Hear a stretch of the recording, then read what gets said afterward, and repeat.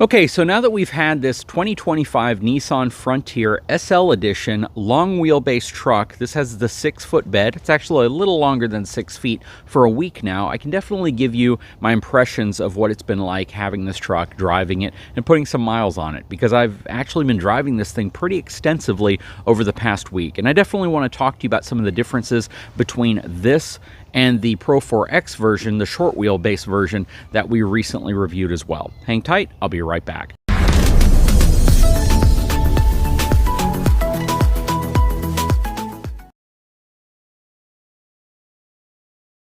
Okay, so when they first dropped this truck off, what I can tell you right off the bat, sitting next to a Pro 4X, is this truck looked a little bit plain.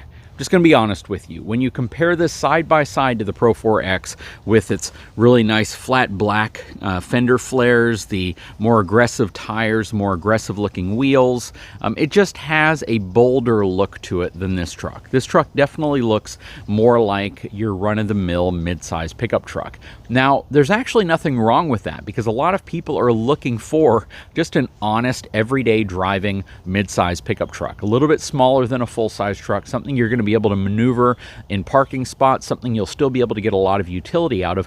They just don't want the size, and this is going to check a lot of those boxes. Now, something I've actually grown to love about this truck is the fact that it does have the longer bed. That bed really means a lot when it comes time to pick up things, when it comes time to use this thing as an actual truck. You want the capability of being able to carry a good amount of stuff in the back, and we actually picked up an air conditioning unit along with the interior, exterior parts of it, plus some accessories and other boxes, and I was able to load it all in the back. And there's absolutely no way it would have all fit in the bed of the Pro 4X, which was significantly shorter. So if you're looking for like an honest, everyday, very functional pickup truck, this is going to give you a lot of that. Now, from a payload handling perspective, you are going to be a little limited. Even though these can max out at around 1,500 to 1,600 pounds worth of payload capacity, when you're getting these higher trim trucks, I think I've mentioned this probably 3 dozen times in past videos, you're going to lose a lot of that cargo carrying capability. And this truck in front of us has the same cargo capacity as the Frontier Pro 4X that we again recently reviewed at 1,020 pounds. Now, the cargo carrying capacity doesn't necessarily inhibit the towing capability of these trucks. It still has that 7,150 pounds worth of maximum towing capability, but just keep in mind, if you are putting something heavy behind your trailer, typically the tongue weight is going to take away from your payload capacity on the truck. So that's going to limit you in terms of what you can put in the vehicle as well. Case in point, if you put a 7,000 pound RV behind this truck, you're likely going to have between 750 to 900 pounds worth of tongue weight resting on the back, and that will come off of your cargo capacity, which means if you do something like that, you're really only going to have a few hundred pounds left, maybe, for everything inside of the vehicle, including yourself.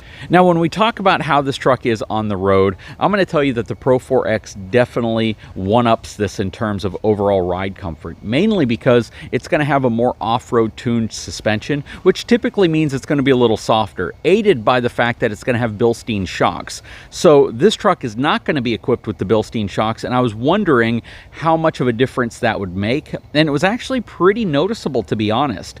The Pro 4X felt a lot like our Denali on the inside. It was really plush. When we'd go over different types of imperfections in the road, it handled them really well, and I can honestly say it was an incredibly smooth ride. Now, I'm not saying that this truck doesn't have a smooth ride. It does. It has a very smooth ride, but you can definitely tell the difference in terms of suspension firmness and how it reacts to bumps versus the Pro 4X with the Bilstein shocks.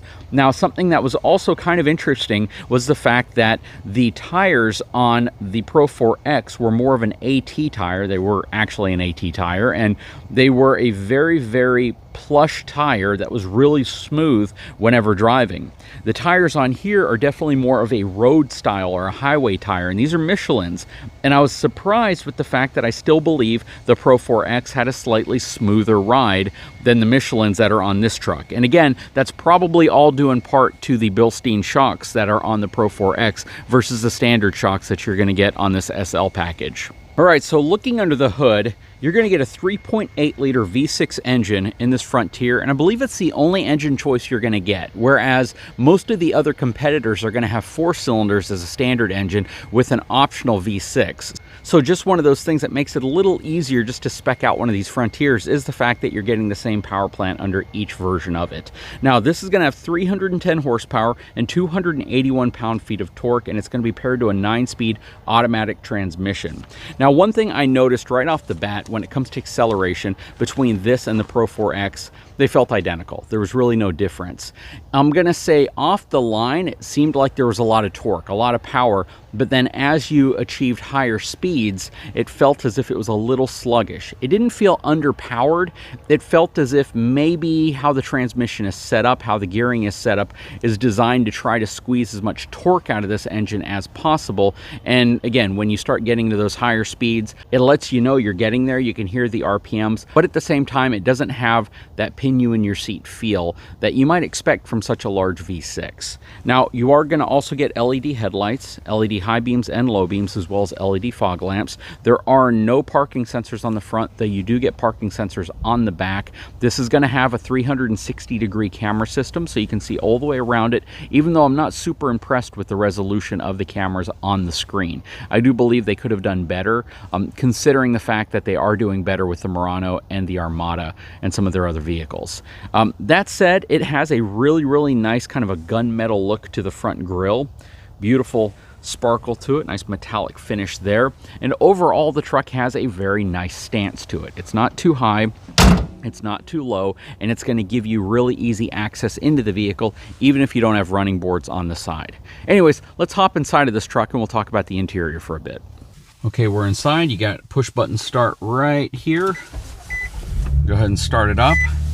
You are surrounded with a bit of a different type of feel than the Pro 4X. You got a lot of the orange accents on the Pro 4X, and I think they're all color matched accents though, so regardless of the exterior color, I think they bring that into the interior. You're still going to get the incredibly amazing sounding Fender audio system in here. It sounds ridiculously good. It is absolutely an amazing system, and if you're getting one of these Frontiers and you like music and you like listening to it in your vehicle, you definitely need to opt for that sound system because it is a stellar sounding system. All your power door locks, window controls, everything over here. Only your driver's side window is auto up and down.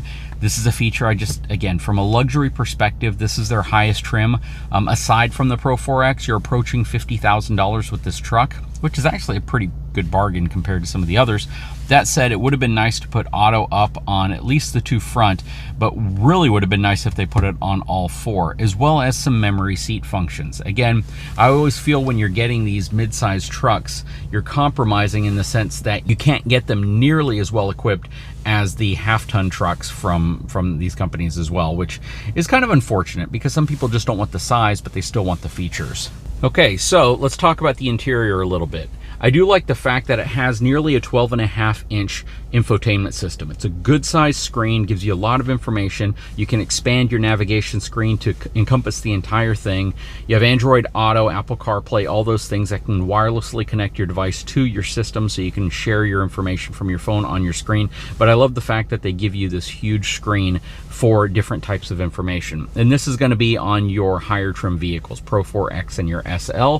You also have some really nice AC controls down here. A lot of companies are moving away from the knobs and the buttons for AC controls, and I don't like that. But you retain all of that here in the Frontier, which is also nice. Heated seats up front, heated steering wheel, parking sensors for the back, as well as your USB and USB-C. And the parking sensors are really just designed so you can turn this off if you're going to be backing up to a trailer or something like that, so you're not causing issues there. I do wish that heated and cooled seats, or at least ventilated seats, was an option. Heated seats are nice, but ventilated seats are also really nice depending on where you live. Same reason why they put them in some of the higher trim half-ton trucks. Again, just would be a really great feature, even if it's an optional feature. The camera, let's talk about that real quick. So Here's the camera system. It would have been nice if they found a way to incorporate it to the entire screen. So maybe your 360-degree view could be over here, and then your backup camera could be right here, taking up a much larger portion. It would have also been nice if there were more camera options in terms of what you could see. Maybe a hitch or ball down view, like again, you get with half-ton trucks. I just wish that some of those features were included. They already went that step of installing the cameras. It just would have been nice to include a little bit more from a towing perspective to be able to help you hitch up and stuff like that. Up here, you have traditional gauge cluster with the smaller LCD screen in the center, which gives you all of your information, and there's a lot of stuff you can scroll through. This has all of the safety features built into it, such as lane keeping, collision detection, radar cruise control, backup protection, all of that stuff. And it even does the speed limit sign recognition like you're starting to see in a lot of vehicles, where when you drive by, it looks for the signs and it can actually let you know what the speed limit is based off of those signs. Cup holders are positioned really nice. You have a wireless phone charger down here. The seats definitely look a lot different than what you get with the Pro 4X. If I recall, the Pro 4X had kind of this stitching going all the way through the seat, and then you had that orange kind of bead stitching that went all the way around everything. Now, that is not taking away from the seat comfort. These seats are incredibly comfortable. I am still a huge fan of the seats that they put inside Nissan vehicles. I feel like whoever they hired as an engineering team to design the seats are probably the best in the industry, because these seats are absolutely insanely comfortable. They did a great job here. Again, you can see the Fender logo on that speaker down there. All the accent trims and everything is either going to be black or like a dark gray color. Again, this is an area that I think from a luxury perspective, they could make the interiors a little bit more luxurious looking to compete more against that half-ton market. I think a lot of folks would appreciate that, as well as improving the cargo capacity a little bit when you get these trucks equipped with all the luxury features. You know, we did a test where we loaded one of my big bags of sand, which weighed over 1,000 pounds, into the bed of the Pro 4X. And to be honest with you, there was still like 2.5 inches worth of space before you hit your bump stops. So it would be kind of interesting to see if they were able to re-rate some of these to hold a little bit more cargo, even in their most luxurious trims.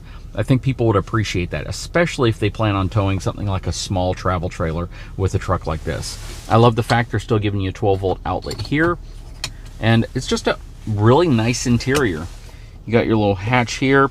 Fuel economy numbers on this truck are a little better than they were on the Pro 4X. So this is the Pro 4X sticker, and this one actually shows 18 miles per gallon average, 16 city and 20 highway, whereas this one shows 17 city and 21 highway. So it's a mile per gallon greater. Again, it's probably more due to the tires being more of a highway tire and the fact that this has a little bit more of a lower stance to it than the Pro 4X. But that said, this is a really, really nice truck, and there are a lot of reasons why somebody might gravitate towards something like this versus a full-size truck, or versus a lot of the competitors that are out on the market.